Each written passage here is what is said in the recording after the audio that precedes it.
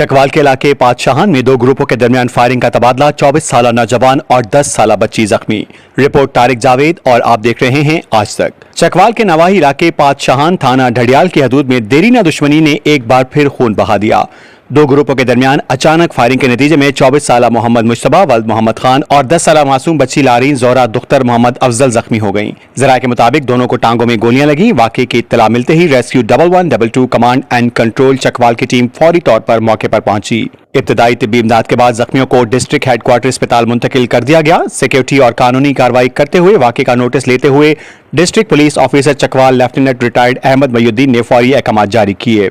SDPO सदर circle doctor सारा अली हाशमी और एसएचओ थाना ढडियाल राफे तौसीफ मौके पर पहुंचे और कानूनी कार्रवाई का आगाज कर दिया गया। पुलिस तर्जुमान के मुताबिक फायरिंग की बुनियादी वजह दोनों ग्रुपों के दरमियान पुरानी रंजिश है। मुकदमा दर्ज कर लिया गया है और मुलविस अफराद की गिरफ्तारी के लिए टीमें तश्कील दी जा चुकी हैं।